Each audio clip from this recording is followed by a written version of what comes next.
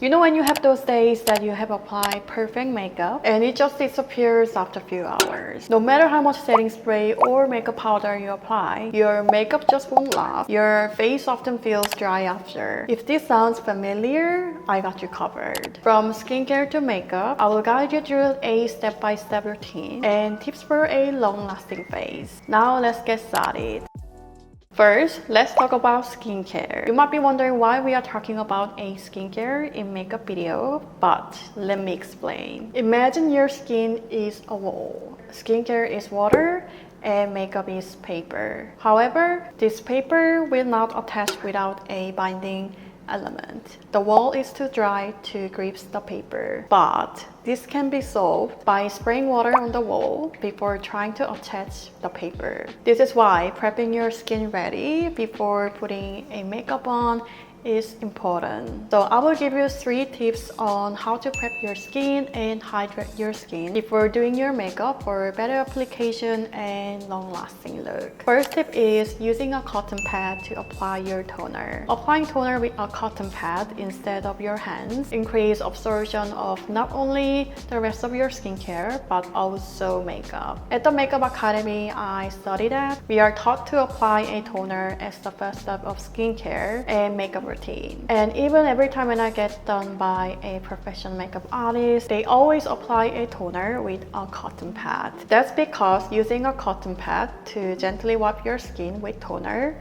helps to refine your skin texture. It will also lead to better absorption of other products you are using after. So it is an essential step in any skincare or makeup routine. Second tip is multiple layers of liquid hydrator is better than one layer of a thick moisturizer. Applying multiple layers of watery toner, essence, serum, or just any watery liquid is way better than one layer of thick moisturizer to hydrate your skin. The reason is it gives deep hydration. Layering a liquid hydrator can deeply hydrate the skin as you continually press the moisture onto your skin. But only applying a single layer of thick moisturizer does not effectively address dehydrated skin. But please do keep in mind that even if you apply a serum or toner, it is still important to apply a moisturizer over. This helps to make sure all the moisture is effectively locked onto your face. The last tip is absorption is everything. You might have experienced makeup peeling or rolling off your skin. That's because A, the skincare products that you have applied didn't have much time to absorb. B, you may have used too much of a single product or too many products during your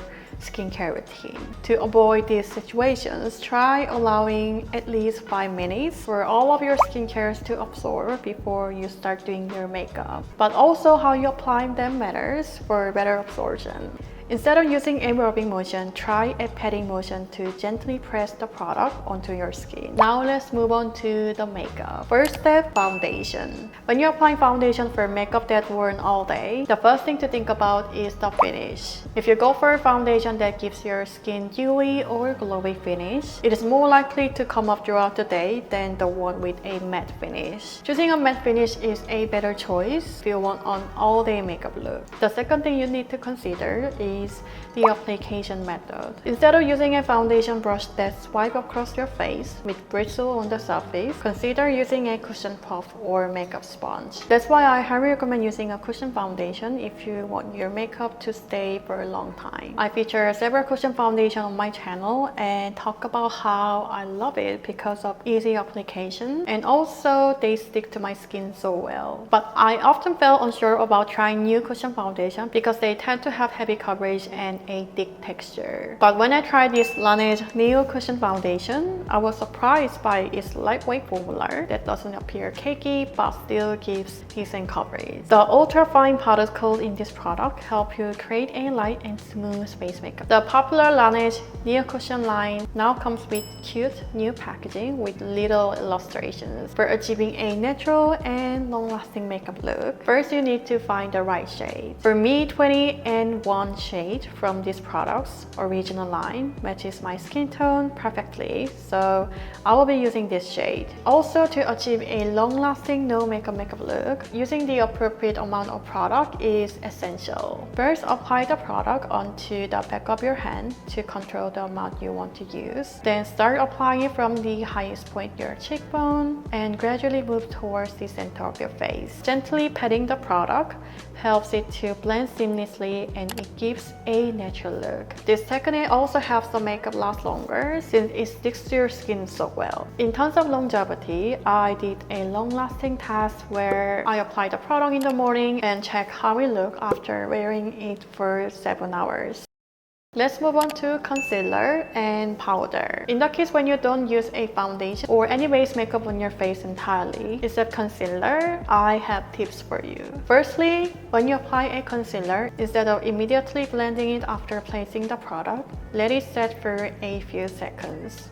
Once it's done, the product will evaporate slightly and set onto your skin, and it will increase not only the coverage but also longevity. To make the concealer last longer, using a powder is also a great idea. For powder, I'd like to recommend using a translucent powder that is finely mild. When the particles in the powder are large, they won't stick onto your skin well and it leaves gaps. But if the particles are small and soft, they work better by sticking your skin and give you a matte finish all over. But how can you tell if the powder is finely mild or not? Take a bit of powder on a brush and tap it gently once. If it spreads out lightly, it is a finely mild powder. If it spread out heavily and stays close together, it's not finely mild. The powder I'd like to recommend is Laneige Neo Essential Blurring Finish Powder. This is one of the softest and most lightweight powders I ever used. Best part is it doesn't make my skin too dry or overly matte. So I've been enjoying this product for about a month now as well. What makes this powder unique is its innovative packaging. It has a rubber membrane with sleeves that hold the powder securely. When you press it, a small control amount of the product comes out, so you can easily control how much you want to use. You can gently tap it onto the area where you want a matte finish.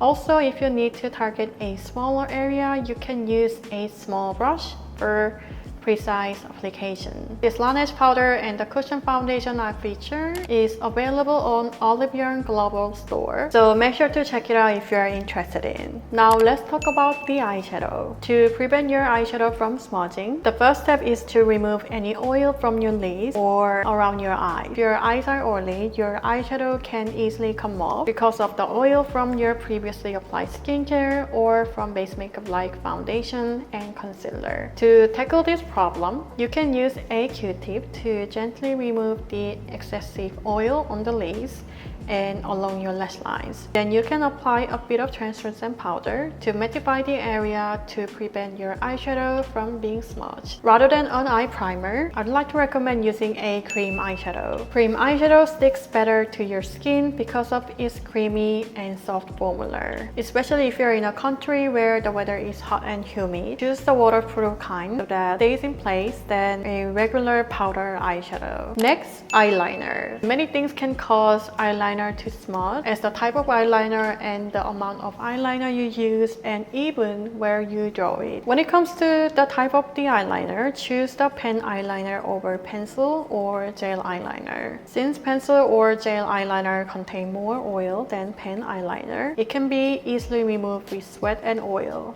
One mistake I often use to make is I put too much eyeliner on my lashes. That leads to the eyeliner being smudged, so I try not to apply on my lashes. It will be helpful to remove any excessive eyeliner on the lashes with a Q-tip after drawing it.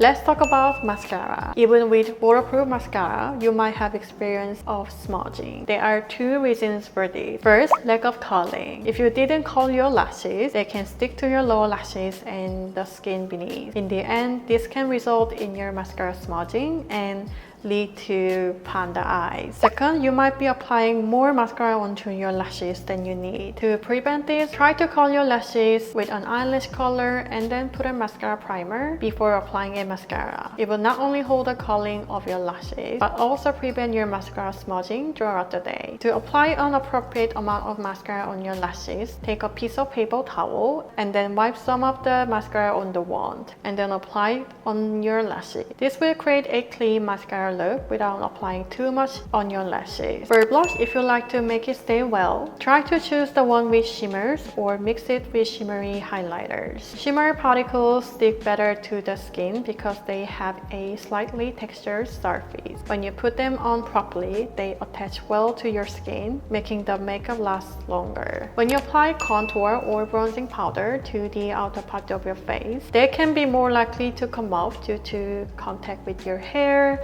or the oils from your hair. In this situation, I always take a step to ensure that I apply a setting powder to the outer areas of my face where I'll use contour or bronzer. This step not only prevents a muddy or patchy appearance, but also helps the makeup stay on for a longer time. For highlighter, application matters. Instead of using a fluffy powder blush and sweeping motion that could make the product sit on the surface, I recommend using a flat brush or any brush you have and then applying it gently using dabbing and pressing motions. This will help the shimmer particles stick better to your skin by pressing them in. For lipstick, I think at this stage, lip tint is the best choice. Try to apply a matte lip tint first and then remove from the surface. You can see the color left on your lips and then you can put a lip gloss or just glossy tint to get more plump and shine on your lips while the color still exists and lasts longer. So this was all about how to make your makeup last longer. I hope you find this video very helpful. Don't forget to share this video with your friends who also struggle to make their makeup last. Whenever I'm planning a video on a specific topic, I always reach out to you all through my Instagram stories. So please find me on Instagram at Hailey0n. Then I will talk to you guys there. Thank you so much for watching. I will see you in the next one. Bye!